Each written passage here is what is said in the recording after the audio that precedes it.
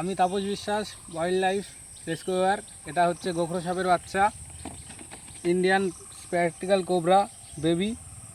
দয়া করে কেউ সাপ মারবেন না। এটা হচ্ছে সম্পূর্ণ নির্বিষ। এটাকে ঘরমণি, বাতাচিটি অনেকে অনেক নামে জানে, কিন্তু এটা সম্পূর্ণ নির্বিষ। এটা ফুল হাইলি ভেনামাস, এটা নন ভেনামাস। আমাদেরকে কল করবেন, আমরা সেফলি রেস্কিউ করে রিলিজ করে দেবো। ঠিক আছে, রিলিজ করছি।